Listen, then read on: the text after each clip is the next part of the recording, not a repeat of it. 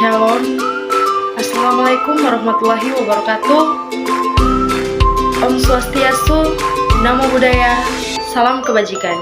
Bersama saya Kristi Marsia Malenseng dari kelas A2 Fakultas Keperawatan semester 1 Universitas Pembangunan Indonesia Manado. Tujuan pembuatan video ini untuk memenuhi ujian tengah semester mata kuliah Ilmu Biomedik Dasar dengan dosen pengampu Nursis Viani Sarimin Eskep Mkes SPAN. Kita masuk dalam pembahasan yaitu tentang larutan isotonik, hipotonik, dan hipertonik. Larutan isotonik. Larutan isotonik adalah larutan di mana jumlah zat terlarut dan larutan yang sama tersedia di dalam sel dan di luar sel. Oleh karena itu, dengan menggunakan angka-angka di atas, sel yang ditempatkan dalam larutan air dengan 0,9% NaCl berada dalam keseimbangan. Larutan hipertonik adalah larutan yang mengandung lebih banyak zat terlarut daripada sel yang ditempatkan di dalamnya. Jika sel dengan konsentrasi NaCl 0,9% ditempatkan dalam larutan air dengan konsentrasi NaCl 10%, larutan tersebut dikatakan hipertonik.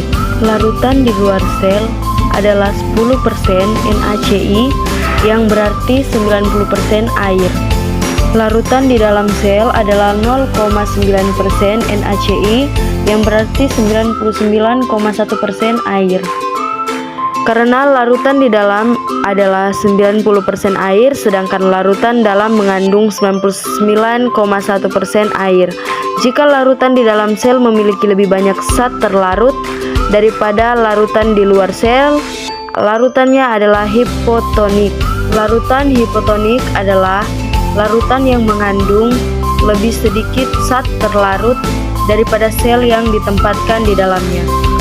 Jika sel dengan konsentrasi NaCl ditempatkan dalam larutan air suling yang merupakan air murni tanpa zat terlarut, larutan di luar sel adalah 100% air dan 0% NaCl.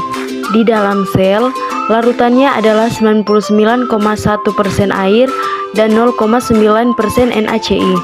Jadi air mengalir dari larutan air suling ke bagian dalam sel untuk mengencerkan konsentrasi zat terlarut dalam larutan air suling akan menyebabkan pembengkakan dan kemungkinan pecahnya sel.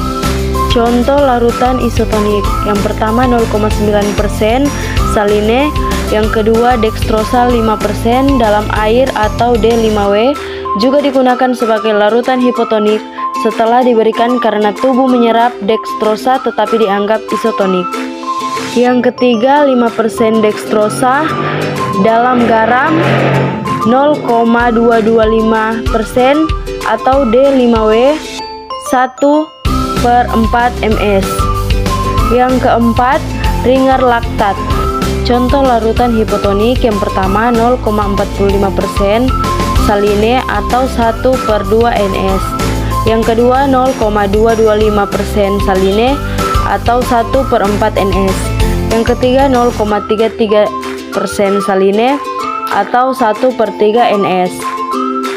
Contoh larutan hipertonik: yang pertama 3% saline, yang kedua 5% saline, yang ketiga 10% dextrosa dalam air atau D10W, yang keempat 5% dextrosa dalam saline 0,9%, yang kelima 5% dextrosa dalam 0,45 saline, yang keenam 5% dextrosa dalam ringer laktat.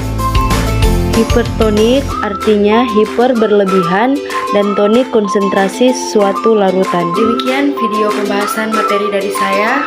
Semoga dari video ini bisa bermanfaat. Selamat datang di Universitas Pembangunan Indonesia Manado. Bagi teman-teman yang baru lulus SMA, SMK, yang masih bingung mau cari perguruan tinggi, mari juga gabungin torang di Universitas Pembangunan Indonesia di Manado. Di Universitas Pembangunan Indonesia Manado, tersedia 6 fakultas. Terlebih khusus untuk teman-teman yang ada minat menjadi perawat, mari coba bergabung dengan Torang, keluarga besar Fakultas Keperawatan, Prodi Ilmu Keperawatan. Deng nggak usah ragu karena di Universitas Pembangunan Indonesia, Fakultas Keperawatan sudah tersedia Profesi Nurse. Ditunggu bergabungnya dari teman-teman. Salam sehat dari Fakultas Keperawatan. We care, we cure to the core.